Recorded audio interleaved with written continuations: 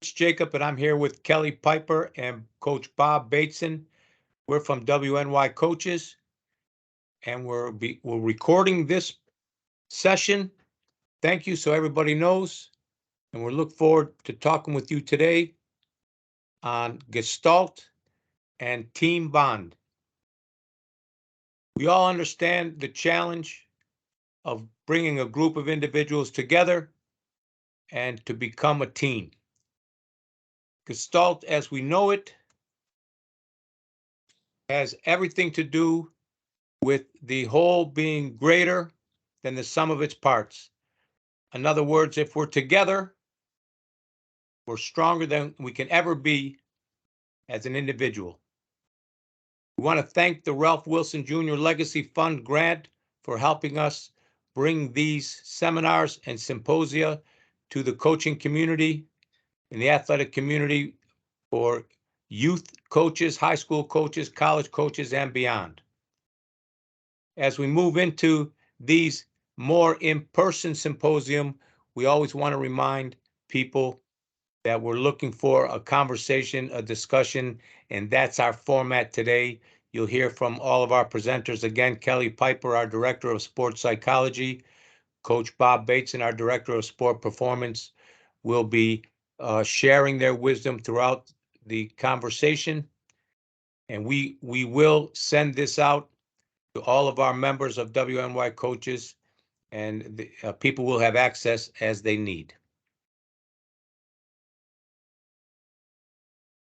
We always like to remind people our mission, rooted in experience, research, passion, and creativity. The mission of WNY Coaches is to foster excellence in performance and well-being of coaches, athletes, and teams through sports psychology, holistic education, mentorship, and professional development.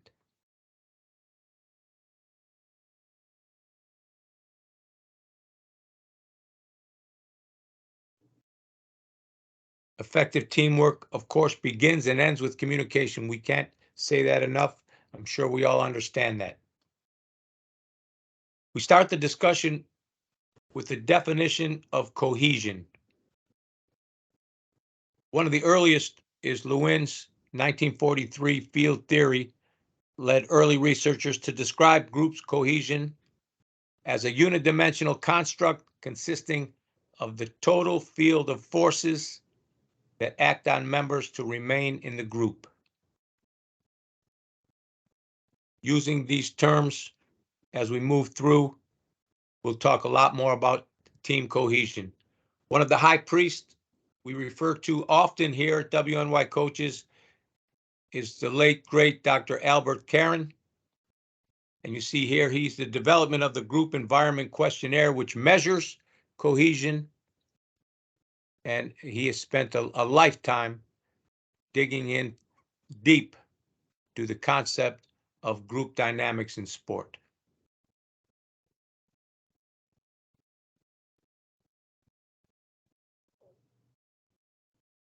As a team variable, and we'll talk about many of these team variables throughout the presentation, the idea of cohesion, again, another definition from Vince Lombardi, individual commitment to a group effort.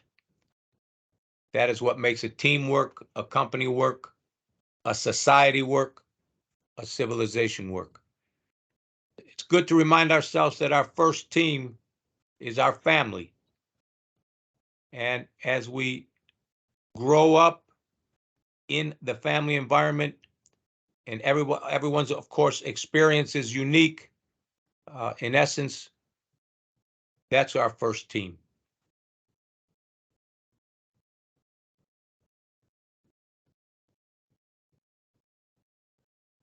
We talk about the nature of team cohesion, as you see on the screen here.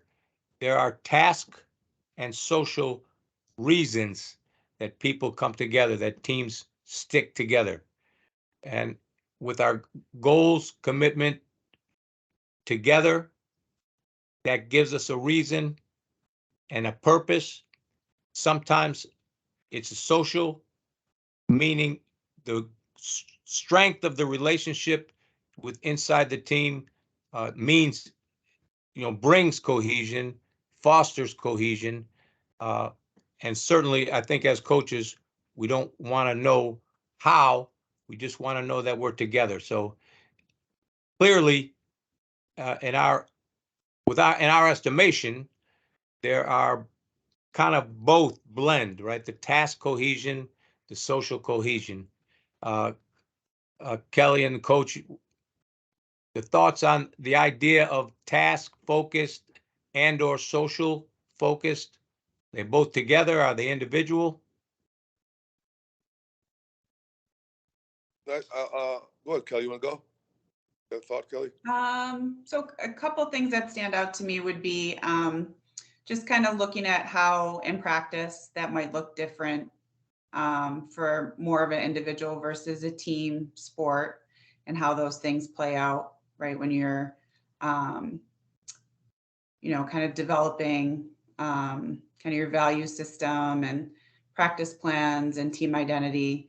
The other thing I think is important to point out for coaches too is whether you're coaching male athletes or female athletes, and we're kind of painting with a wide brush here, but pretty consistently we see that female athletes tend to value the social aspect of team participation at a higher level, those relationships, and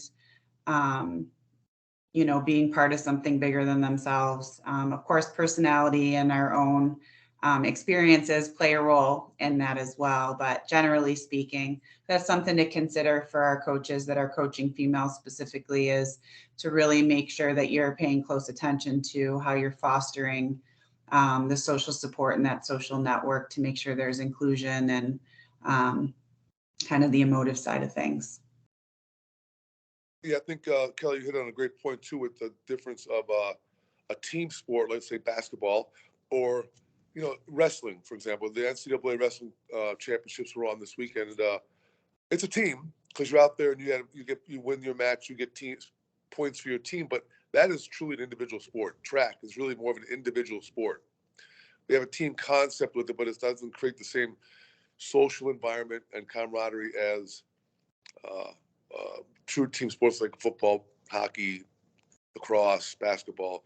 So I think there's different components there. It's a great point you made, Kellie, and there is a big difference how you approach female athletes and male athletes, and I don't think we haven't really touched on that too much, Coach. I think that's could be a whole other chapter. But what I kind of learned is when you're coaching and you go in and you are like going after like what's wrong in this game, how do we correct this, and if you're gonna direct to the athletes, the male athlete a lot of times will look like, well, he's not talking about me.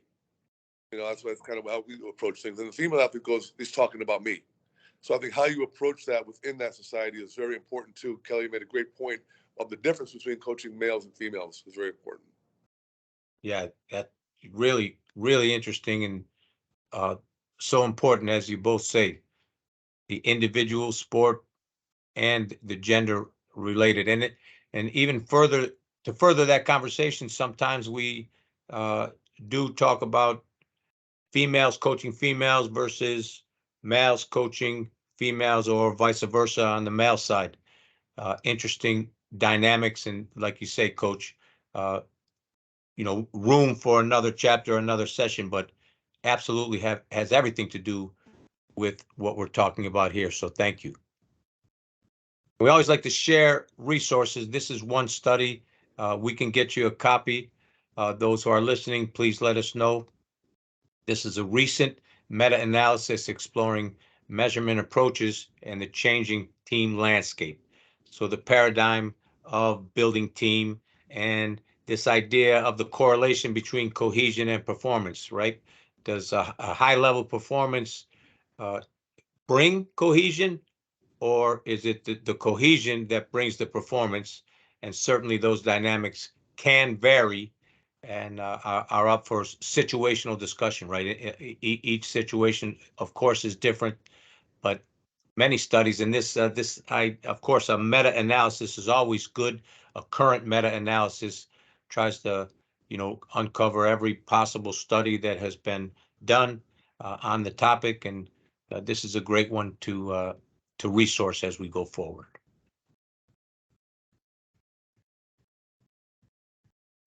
The stages of team development, I'm sure many of us have heard this before: forming, storming, norming, and performing, right? This takes time. This idea of earning team, if you will.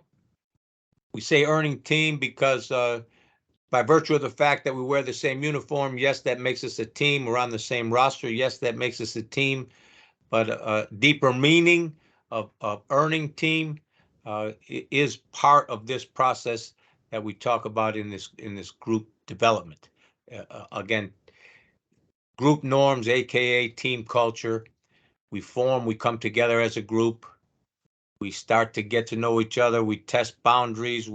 The leadership and membership start to build relationships or start to identify expectations.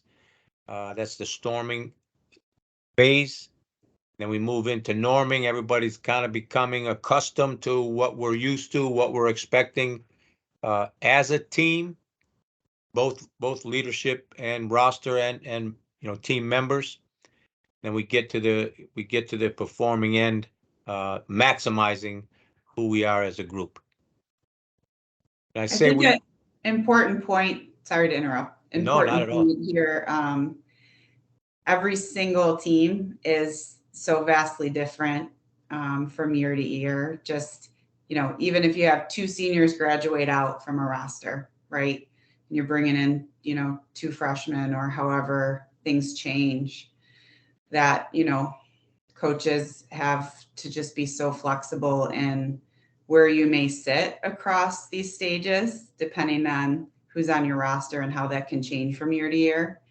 And to just, have some flexibility as you have more experience, because depending on who's in the room, sometimes you have to kind of take a step back and develop the leadership pieces, stay stuck in storming sometimes a little bit longer from season to season, depending on who's in the room. So I think that can be frustrating sometimes for coaches, if they're coming off of a year where they've had, some veteran leadership or things flowed really well the year before, to just kind of go in with growth mindset and just kind of no expectations as far as how this might move through.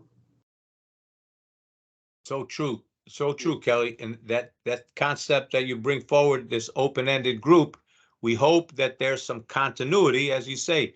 Seniors leave and graduate, new freshmen come in. If we're looking at the college or the high school 4-year deal, and we hope that there's some entrainment, there's some culture built in with in this case, maybe the sophomores and juniors that are returning, just like you say, will kind of bring forward some of the continuity in the culture. So excellent point. Yeah, I think Kelly kind of has a good reach, and I'm going to reach a little further out of the box with this. Coaches need to kind of understand there's a lot of outside forces too that kind of can break down your team structure. Let's talk about pro sports. There's too much I, me, I going on, especially in the NBA. But when you see a player worried about what their numbers are, what they're getting in baseball, it happens, guys, start to get in a little slump and they're worried about their numbers and they kind of like bail on the team. I've been around Major League Baseball teams when that has happened. And if the other players don't rally and kind of like hold that person accountable, they let it just happen. And coaches have to kind of understand that these outside forces that these kids look up to kind of sets a tempo. And coach, when every year we had our basketball teams, we come back, we'll take the first month of this before the season and kind of have to reintegrate them with a team concept, because AAU, it's all about them. Let me show these coaches what I can do. Look at what I'm doing. And they come back and it breaks that whole team concept that we built like the whole year before. And it was like almost a little shake off the sheets and we got to start over to develop that team concept, like, one heartbeat, one team, right? And so that's a challenging. I think a lot of coaches don't really understand that it gets kind of knocked off a notch, and you got to be able to retool that each year. Because the outside forces are too strong. Great point. Great point, coaches. Thank you. And really so much more to talk about on that note. Awesome.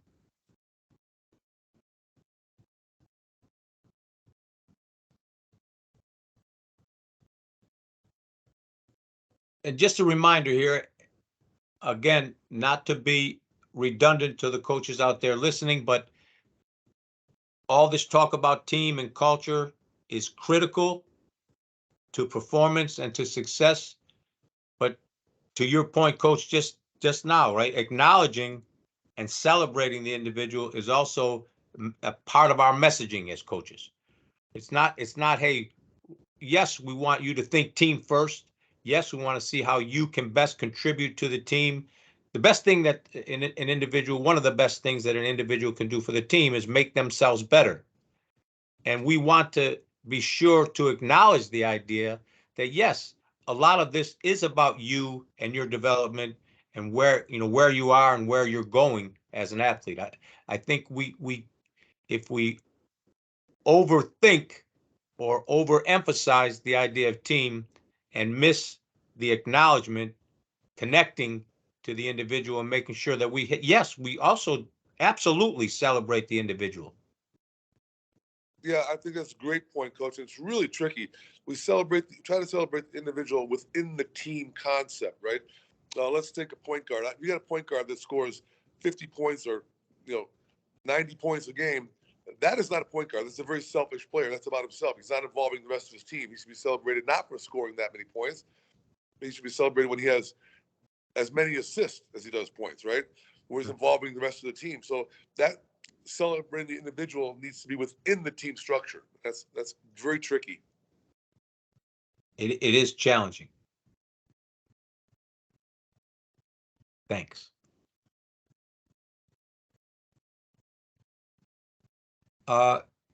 Coaches, how often do you get outside, off the court, off the field, off the ice, and make sure you're taking time to meet the individuals?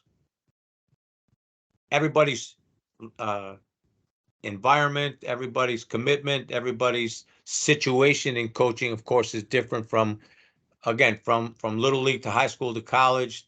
Time, many coaches, for youth coaches, our parents, they have of course, the family life. They have everything happening, and they're giving so much time. How much time do we have, or how much time do we take? That's the point here about meeting with the individuals and getting to know each individual on your team as people, again, away from the field of competition. I know we have a standing any 7 to 10 days. I'll have the players make the appointment with the coaches. And this meeting could take 5 minutes or it could take 55 minutes, depending on the circumstances. And I think when we build that coach-player relationship off the field of competition, we have a better chance to, most effectively helping the player develop as a person, right? Because we are developing, we're helping to develop the whole person inside that sport. So, although individual meetings we know are important, to incorporate individual meetings, make that part of your calendar, which are, there are many other components to what we're talking about when we talk about building consistent scheduling. But we want to build that coach-player relationship, and it has to happen in and out of practice. I guess that's the basic point. That's a great point. I'll go ahead, Kelly. Go ahead, Kelly. I think that's a great opportunity when there's time outside of practice for an athlete to feel like they can be vulnerable with a coach and maybe unpack some of their story. Whatever an athlete brings to the table before the time that they're with this particular coach and on this particular roster can have such a huge impact on how they show up as a teammate, right? If there's, past difficult situations with a coach or difficult situations with a team or or very positive, right? Past situations, but we know that trauma, right, or difficult communication, or an athlete feeling shut down, or if there's repercussions if they are vulnerable with a coach in the past, or any of those things can help us to get a lens into how they're showing up as a teammate, right? And how coachable that they're willing to be and able to be. And that just can't necessarily happen on the field with other people around. So it offers that opportunity to just kind of unpack things at a different level. Absolutely. Yeah. Kel, you just took the words out of my mouth. You put it exactly right. It's being, and I think that we have a lot of coaches that just coach while that season is going on, and then it's a disconnect totally after that. And I think we need to try to make, like you just said, it almost is year round. They have access to your coaches. That helps build that family team kind of feeling. They need to feel comfortable with that, and it really isn't done at the high school level in a lot of places. But that's exactly right, Kel. I agree 100%. Yeah, Coach Bateson, you're a perfect example of that in the relationships you have and keep with the players you coach. And Kellie, as a sports psychology professional, how best can you broach this concept that there's so much more to that individual? That's kind of the iceberg idea here, right? There's so much more to that individual than their talent on the floor. How do you approach the coaches in this regard? Yeah. So is it Roosevelt that quoted, "People don't care how much you know until they know how much you care"? Yep. Right. I think that's it. That's your foot in the door, right? You want an athlete to show up as their best self for you. Our coaches need to, first of all, do the work to show up as their own best selves, right? Which takes a lot of self-reflection. And part of that is, understanding their why. And, for most of us that do this work, we're in the business of developing young people, right? We're in the business of developing individuals to be their best selves, and the work that happens in the gym or on the field is the result of that, the outcome, right? But the process is where the good work happens. So, kind of going back to square one and helping coaches kind of understand their why. And this is a human thing, not a sport thing, first of all, right?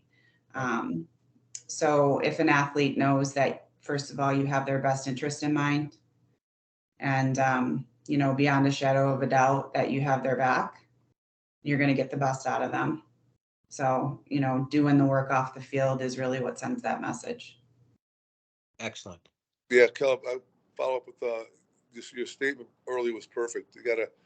You just can't say you care. You have to really show that you care. It's got to come from the heart and soul, and they will respond. Excellent. Thanks, guys. That's excellent. Again, building on the individual meetings, we call it a chalk talk. Our example together is every Thursday before we take the floor. Coach Bateson and I, of course, had some great basketball coaching experience, and players know that on Thursday before we take the court, we're going to get in a circle and have a chalk talk. And that's the confidentiality. That's the place where if you have a concern with the coaches, you have a concern with the teammate, you have a concern of your own, that we can share together and build, again, not only the camaraderie, not only the relationships, and the idea that we are team first, and we do care about each other off the floor. I know we found a lot of success, and I think the consistency of making sure, again, going back to taking and making time in your practice, incorporating it in how in your methods, the idea of individual meetings and chalk talk, when they become consistent, then there's again a sense of norming, going back to those stages of development here.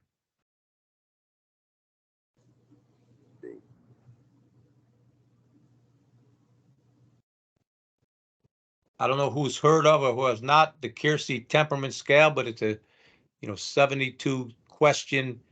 Keirsey allows you to come on the website keirsey.com and we have each individual take this temperament scale. Again, gives the coach and the player an opportunity to get to know a little bit more about themselves. And just as Kellie said, this is building the human, this is the helping development, the whole person. This is one of these tools that we want to remind coaches that's out there. They do, in our opinion, they do an excellent job here. And anytime we can enhance self-awareness and understand ourselves a little better, it's a wonderful thing, right? And the idea of not only the player taking this scale for this example, but the coach then gets to know how to contend, how to effectively communicate, going back to one of our very first slides, to that individual. So again, another tool.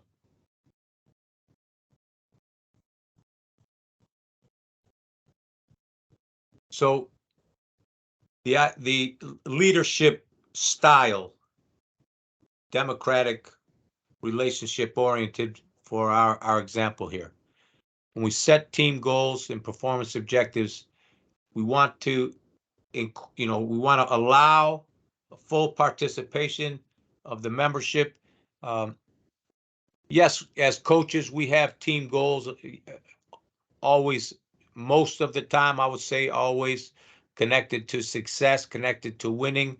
But there's a lot more to be said when we build team goals early, and this idea of having the players create the team goals together, have a full participation meeting or 2 or 3, however long it takes for the group to bring forward. These are our 3 to 5 team goals and or performance objectives. I don't know if there's techniques that you've used, Coach or Kellie. Again, when I come to Kellie and her sports psychology consultation, you're so well experienced with the relationship you have with coaches. So I'm sure that you've seen different approaches to this idea of setting team goals. I think, again, as you mentioned,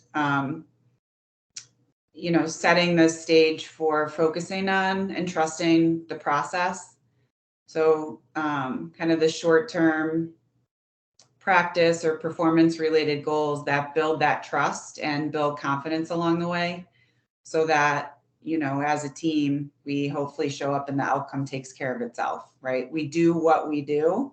We trust what we do, not asking ourselves to do something different on game day that we've practiced all week long.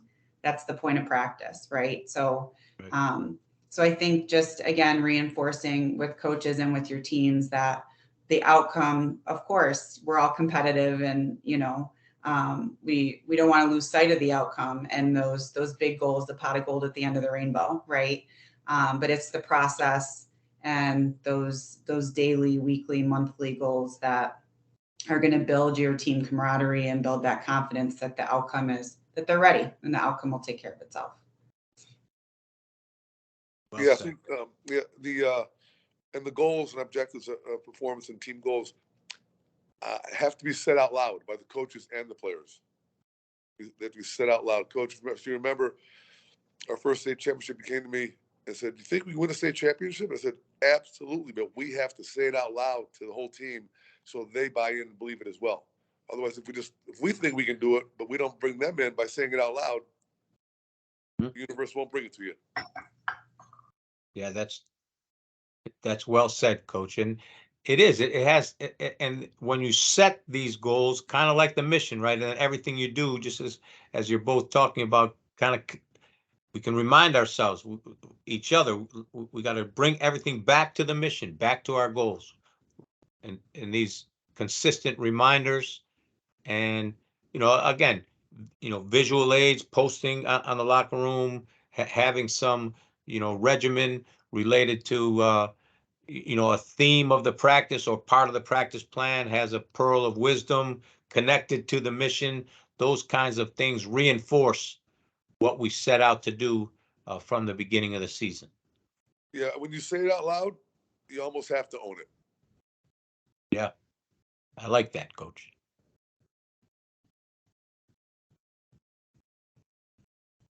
Again, eudaimonia.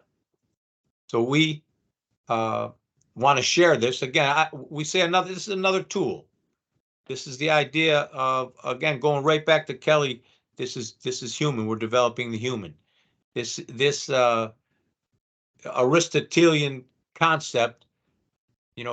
We as coaches, we want to try anything that might work. So the idea of, hey, enjoy these days. Know that it's we're going to grow. We're going to get a little better, right? We talk about starting practice at 12, ending it at 2, and at 2 o'clock we want to be a little better than we were at 12 o'clock. But we always want to remind our players and coaches, remind ourselves of the privilege we have to be a participant here. To be healthy enough to be one of the 15 or 25, however many people are on that roster. There's already a success story in the fact that you've exercised the discipline and had the opportunity to get yourself in a situation where you're on a team. That in itself is its own luxury. So this idea of good spirit, happiness, welfare, this flourishing is drives this concept in my mind. The idea that enjoy the moment and continue to grow. So we had one of the great moments I know in our coaching career was, you get right before the game starts, everybody puts their hands in and 1, 2, 3 team or 1, 2, 3 success. And we had one of our guys, his name was Dan Scott, 1, 2, 3, and he spelled out this word, in his best way to pronounce it. And it was, I think it was one of the championship games, but it was really cool that at least the team got the idea or gave an effort to get the idea. So again, this we call it a tool. Well, it's a concept by itself, but again, any way we can be creative and innovative to send these messages of joy to the players, I think is important. Agreed.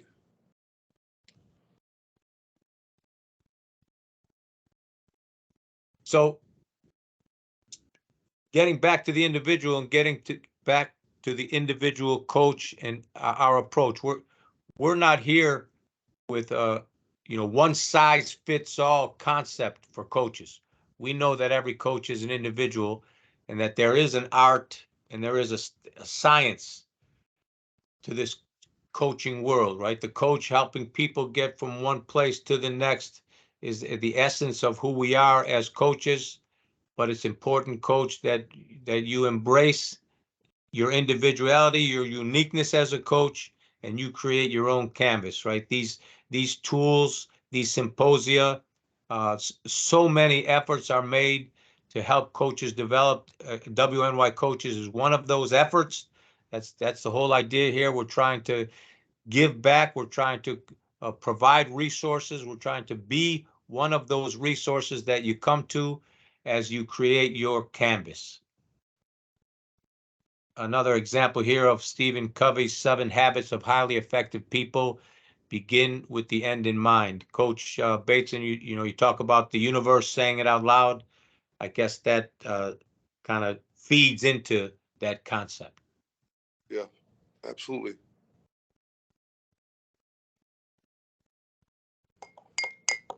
So building team, what do we do, Coach? Do we, you go ice skating together? Do you go bowling together? If you're a football team, what kinds of things off the court? We've already talked about getting off the court or the field or the ice for individual meetings. Well, common practice, team building activity early in the season, preseason, get out there, get away, go, whether it's a museum visit, again, a camping trip, a hike into the mountains, it doesn't matter specifically what it is, but the idea of retreat and team building exercise is very important. I think that, we could say, hey, it would be nice. I think we're taking it another level and saying it's necessary. Again, not only in the beginning of the season, because certainly sometimes I think even from end of regular season, here we are, happen to be in the middle of March Madness. And so what happens after the team wins their conference championship and they're getting prepared over the next 2 weeks for the NCAA tournament, for these examples. I think some of this building, some of this retreat happens during that time. Again, many different ways. I don't want to emphasize one way, but the concept of retreat, and as we come back from retreat, however brief it might be, the hope is our judgment will be clear and we'll have another level of focus.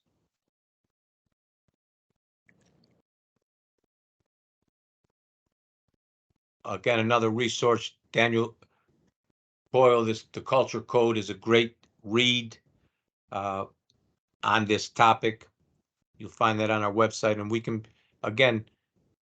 we'll have a few resources throughout this presentation, but wnycoaches.com, you can contact us and we can provide you many resources, articles, experts, specialists in the field, part of who we are. We talked a little bit about continuity just a little while ago, and we're going to talk about entrainment here. The idea, again, being consistent with the expectation, if we stay within our goals, our team goals, our performance objectives, and we are consistent in our approach, coaches, then this concept of entrainment, one example I give is, you're on your way from a college class or high school class and you're going to the locker room, and as you lace up your shoes is when you remain focused on what's happening, right? You immerse yourself in the idea of practice. We start practice here at 12 o'clock, and at 2 o'clock I want to be better. So this concept of entrainment just breeds consistent focus.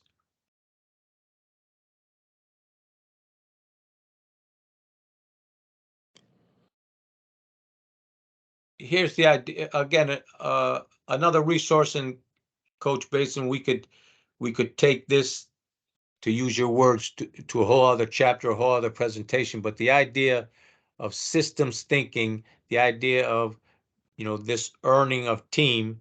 We have the wind chime here for the example. When you touch one of those chimes, what happens? They all move. Yep. So everything that's happening for the individual is happening to the team. And this idea of family theory, family systems theory of Bowen is a good resource to help coaches understand a little more of this concept of family, of team, of synergy, of togetherness, unity, all these terms that redirect us back to becoming a team.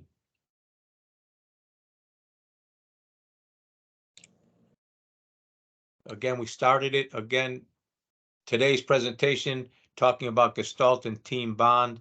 Again, a reminder of Gestalt psychology, what it means that the whole is greater than the sum of its parts. We grew up thinking that, of course, the whole is equal to the sum of its parts. 2 + 2 = 4. We all know that.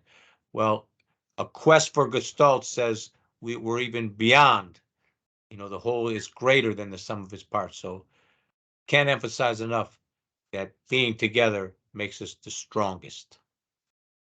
So true. That is a fact. And here, the idea here, Coach, we talk about this a lot, making sure as leaders, as coaches, that we're being clear on our expectation. You know, the great Sun Tzu talks about that. If I'm clear on my expectation, then you're the responsible one. If I am not clear on my expectation, then I, as the leader, am the responsible one. So I think role clarity from the beginning, but we remind ourselves, as we will here in a minute or so, that roles can change, but it's important for players and coaches to understand each other.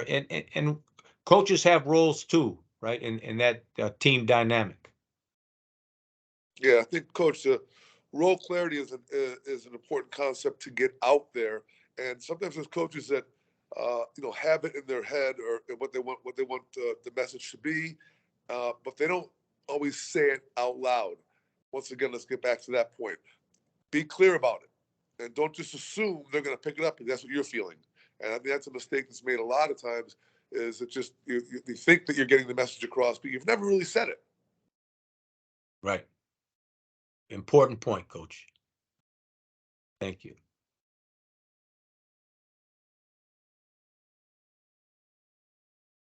And here, again, building on the conversation of role clarity, the scope of responsibilities, what behaviors to carry them out, and how we're going to evaluate, and then what are the consequences.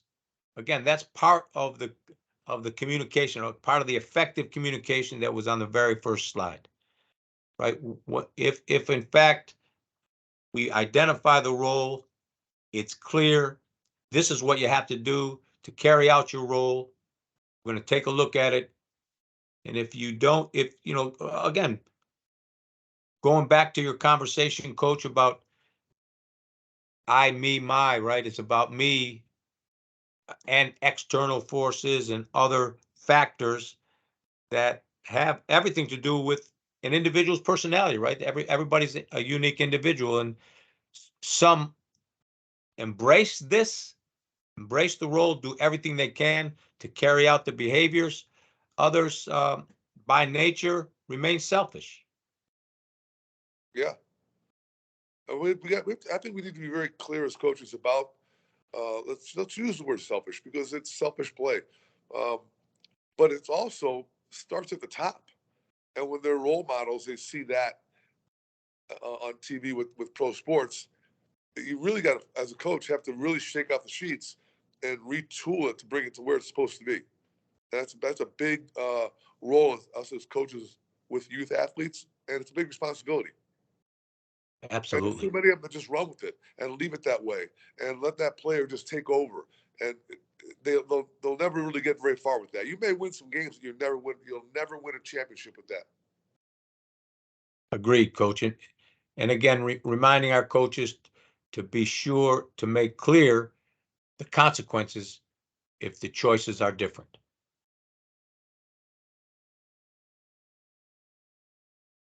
And as we've said, roles can change. And that's important, I think, to remind coaches too. We have goals, team goals, individual performance objectives from the beginning.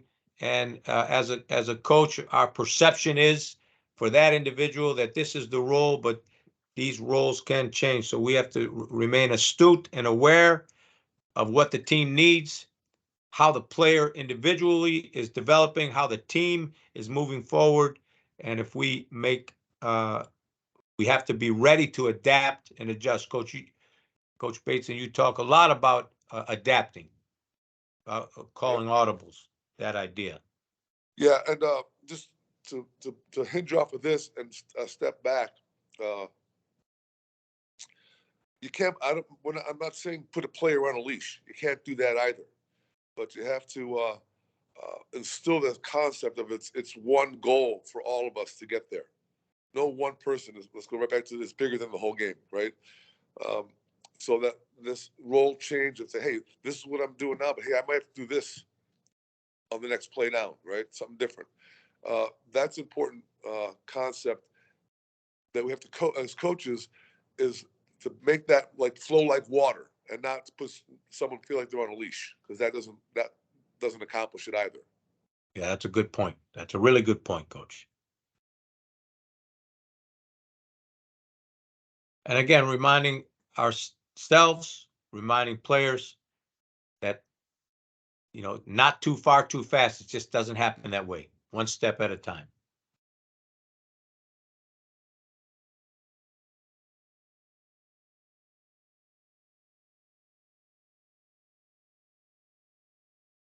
We all know the importance of leadership, what kind of influence we have. And Coach, I guess this is just a reminder slide that coaching means everything. Coaching is the difference oftentimes at the highest levels. And I think our building of relationship, our concept, our consistency, our philosophy has everything to do with what's going to happen on the floor.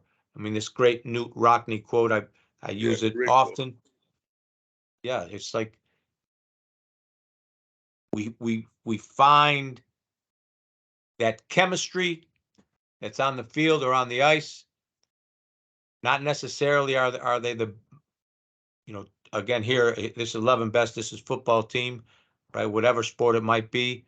But the connectedness, the interrelatedness, the rhythm that group together finds oftentimes will equal success. Yeah, because the first part of that statement, that quote, is my 11, the 11 best is if that's 11 individuals and they can't work as the best 11, it will never happen. Right. Concept of team, right? Yep. Coach, oftentimes in our seminars, we get right back to your weight room at Body Blocks and talk about how not only the strength and strong winning, but the bond that happens in the strength room. I always ask you to talk about this. I'm going to ask you again to talk a little bit about this. Well, I think, Coach, that I do most of my coaching, like off the court as well as on the court. I think there's a big balance with that. And we've always tried to incorporate that as this is as big a part of the game as the game itself. Because as you get stronger, you become more effective. And there's a certain bond that takes place in the strength and conditioning room as they compete with themselves as well as with each other to make themselves better and the team better. You need this concept. We don't. This is not like, oh, this is for some people, not other people. It's for everyone. We can adjust. What our strength conditioning is for.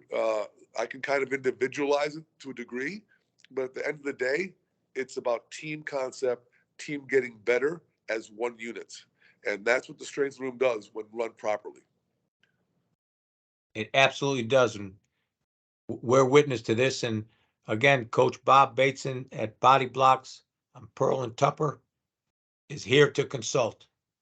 Yeah, Coach, we still have our kids that come back that are in college now that still come in every summer and get in that weight room because it's what is part of their DNA now. And they've actually told me like that they were so much further ahead at the next level in college by what we did with them in high school.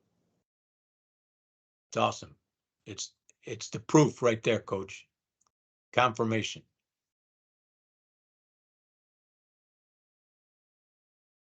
And here again, we've talked a little bit about leadership style here.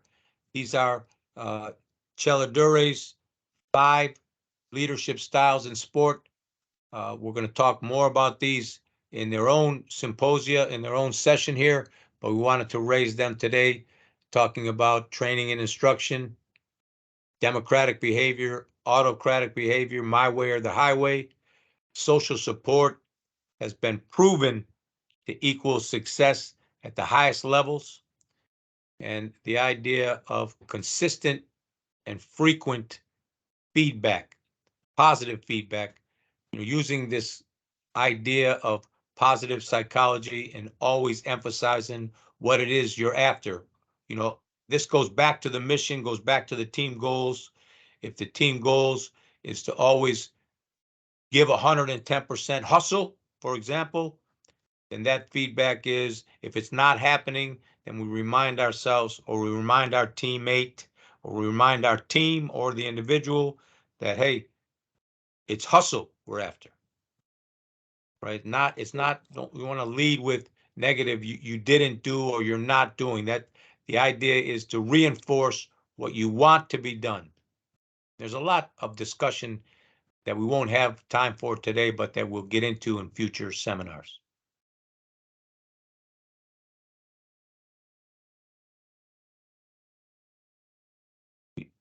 Coach Pat Summit here talking about loyalty, and I think Coach Bateson, you know, you allude to that in a couple of things that you've said already, but the idea of leading by example and becoming that example as a coach and being that role model naturally has much to do with building loyalty inside the team.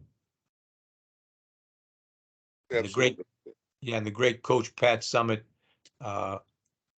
is just an awesome example on so many levels in coaching. I think we want to bring her in on every symposium we have.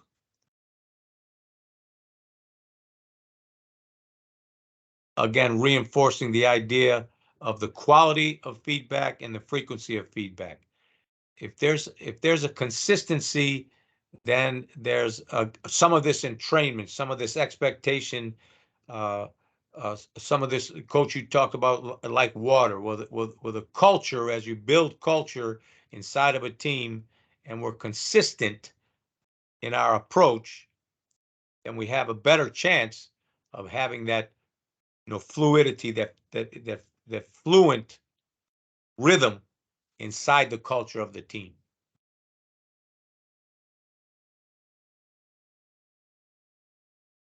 And motivational climate has everything to do with that. If we, again, I'm repeating the word consistency often here. I find myself doing that, but it is so important as we build cohesion, right? As we build culture, it's clear, the expectations are clear to the players, and having them, each of them, own their place and helping them understand that we are all equal. There is a first among equal. I always refer to my father telling me there can only be one general, reminding me and teaching me about that, which makes sense, right? There can only be one general, but everyone together is what's going to make or break the success of that team. Yep, you have to have one strong leader and be consistent with your message. Yeah, the messaging are so much. And speaking of messaging, Coach, right, with this concept of Kaizen, change for the good, continuous improvement, again, reinforcing some of the same concepts we've shared throughout today's seminar. The idea of Kaizen is continuous improvement.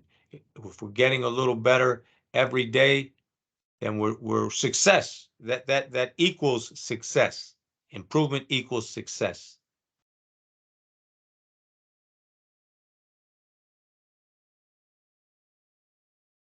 Again, building culture, identifying the locker room as owned by the players. We as coaches are guests in that locker room. So although it happens naturally, right? The culture of every locker room happens naturally. We want to remind our players as coaches that that's where a lot of the synergy, a lot of the unity can happen without your coaches, right? I think, Coach, you talked about holding each other accountable.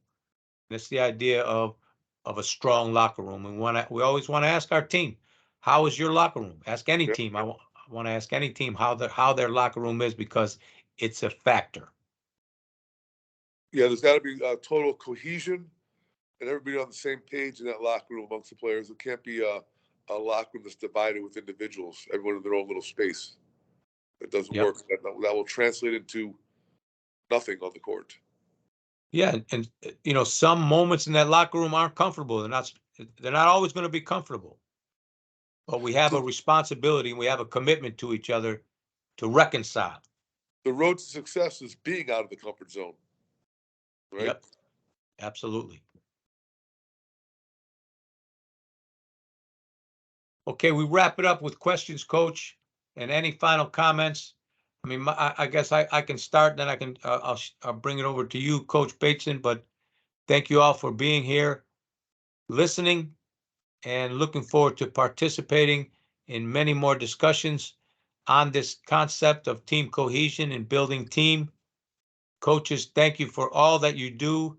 We're certain that you're doing great things, and we just want to provide, if possible, more tools for you to continue to do great and add to that repertoire of great efforts to help the individuals grow. Yes, and as coaches, we also will get out of it, and we will get from our teams what we put into it.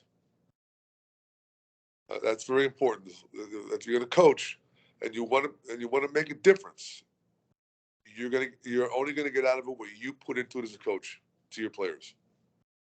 Awesome, Coach. That's awesome. Thank you all. We're going to sign off now. We appreciate you being here, WNY Coaches. See you next time.